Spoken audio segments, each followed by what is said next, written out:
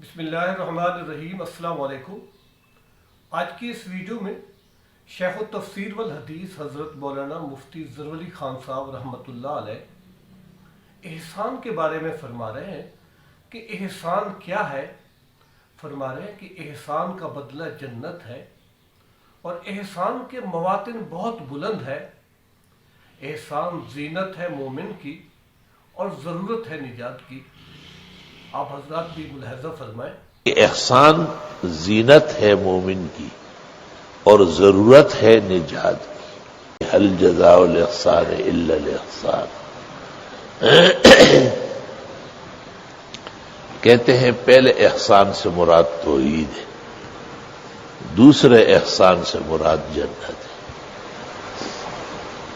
یعنی هل جزاء التوحید الا الجنہ، توحید کے بدلے میں جو صلہ ملے گا موحد کو وہ جنت ہے۔ یعنی بغیر عقید توحید کے کوئی جنت نہیں جا سکتا ہے۔ قرآن کریم میں سورۃ طور کے اندر جنتیوں کا بیان ہے کہ ہم چونکہ دنیا میں اللہ کے سوا کسی کو حاجت روا، مشکل کشا، عالم الغیب نہیں سمجھتے تھے۔ فمن اللہ علینا، اللہ نے ہم پر احسان کیا، ووقانا عذاب السموم، اور بدترین عذاب سے آج بچا دیا۔ هل جزاء التوحید الا الجنہ، مومن کے پاس انتہائی اقدام عقید توحید کا ہے۔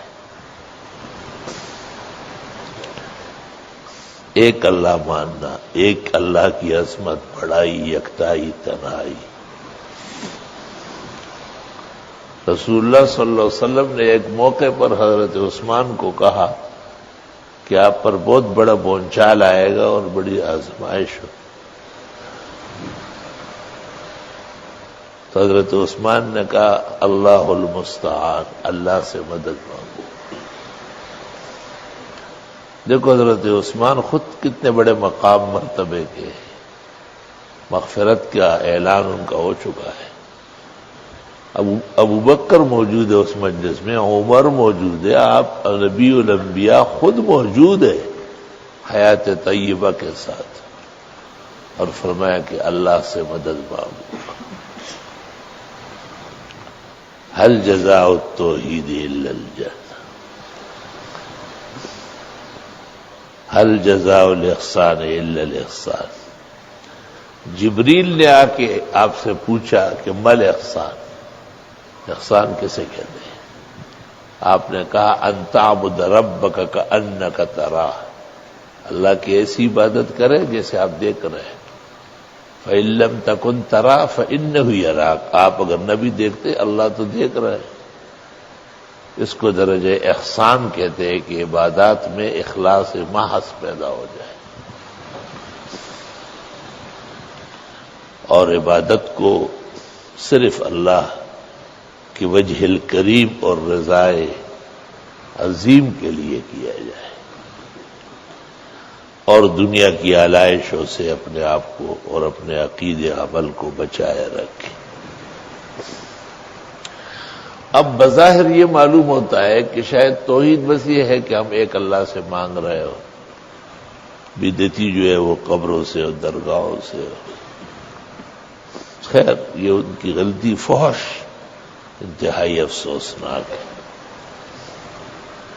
لیکن موحد کے ذمہ جو کام لگائے وہ اس کو احسان کہا ہے کہ احسان کرو تو میں احسان دوں گا، دیکھے گا توحید پر رہو تو جنت دوں گا۔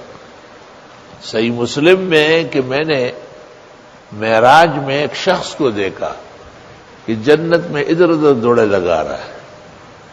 میں نے جبریل سے پوچھا یہ جنت میں کیا کر رہا ہے؟ کہ یہ ایک راستے سے گزرتا تھا، وہاں ٹہنی جھکی ہوئی تھی، ہر آدمی سر نیچے کر کے جاتا تھا۔ اس نے جب دیکھا تو آ کر ٹہنی کو کاٹا۔ اللہ تعالیٰ نے اس احسان کے بدلے میں اس کو احسان کر کے جنت دی، تو یہ بہت زیادہ خوش ہے کیونکہ اس کو چلنے پھرنے سے ہی جنت مل گئی۔ اور وہ خاتون جس نے باوجود بہت گناہوں کے ایک کتے پر رحم اور شفقت کی اور اس کو پانی پلایا اور سیراب کیا، اللہ نے اس پر فضل کیا، احسان فرمایا، اس کو ہمیشہ کے لیے گناہوں سے توبہ نصیب ہوئی، یہاں تک کہ اللہ کے احسان سے وہ جنت چلی گئی۔ اب احسان کے مواطن دیکھ کے آپ حیران ہو جائیں گے۔ حضرت عائشہ صدیقہ کی خدمت میں ایک خاتون آئی یہودیہ، اور ام المومنین نے اس کو بھیگ دیا، تو اس نے اس کو آدھا آدھا کر کے دو بیٹیاں ساتھ دی، ایک اس کو دیا ایک اس کو دیا، اور بی بی کو کہا اعاذک اللہ من عذاب القبر، اللہ آپ کو عذاب قبر سے بچائے۔ جیسے طریقہ ہے کہ فقیر جو ہے خیرات لے کے دعائیں دیتا ہے، رسول اللہ صلی اللہ علیہ وسلم نے جب گھر تشریف لائے تو بی بی نے کہا کہ ہمیں بھی عذاب ہوگا، یہودیہ نے یہ دعا دی، آپ نے کہا انکم تعذبون فی قبورکم وتفتنون، تمہیں پہلی تکلیف و آزمائش جو ہوگی وہ قبروں میں ہوگی۔ تو بی بی نے پوچھا کیا نجات ہے؟ آپ نے کہا احسان۔ یہی احسان تھا کہ گھر پہ ایک بھیک مانگنے والی آئی اور آپ نے اس کو خالی ہاتھ نہیں جانے دیا۔ احسان کے مواطن آسان بھی ہیں اور ابتدائی بھی ہے، اور احسان کے مواطن بلند و برتر جیسے عقیدہ توحید۔ اللہ اکبر و کبیرہ۔ کہتے ہیں کہ احسان زینت ہے مومن کی اور ضرورت ہے نجات کی۔ احسان جب آپ کا دل بھی گواہی دیتا ہے کہ یہ کام کرنے کا، بھئی احسان ہے نا، ان تعبد ربک کأنک تراہ، اور پھر آپ کا عقیدہ توحید ہے، اب رکاوٹیں ختم ہوتی جائے گی۔ اگر کوئی شخص سارے جہان کے ساتھ احسانات کرے، ساری دنیا کے فقراء اور مساکین کا پیٹ بھرے، سارے جہان کے محتاجوں کی حاجت برائی کرے، اور ایمان نہ لائے اور توحید نہ ہو، قطعاً جہنمی اور دوزخی۔ هل جزاء التوحید الا الجنہ، هل جزاء الاحسان الا الاحسان۔ آپ نے جزیرۃ العرب کے ایک سخی اور جواد کا تذکرہ کیا، وہ رات کو مختلف راستوں میں اونٹ کٹواتا تھا، آگ جلتی تھی، اونٹ کا گوشت تلتا تھا، راستہ بھٹکنے والے پریشان حال آگ سے راستہ بھی معلوم کر لیتے تھے، اور وہاں آ کے اس سخی کے کٹے ہوئے پکے ہوئے اونٹ سے گوشت بھی کھا لیتے تھے۔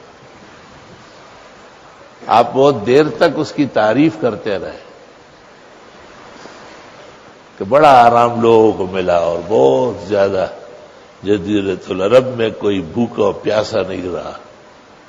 تو اچانک ایک صحابی نے کہا اغفر لہ، مغفرت ہوئی؟ آپ نے کہا قط، بالکل نہیں، ما قال یومن رب اغفر لی، ایک دن بھی نہیں کہا یا اللہ میری مغفرت فرما۔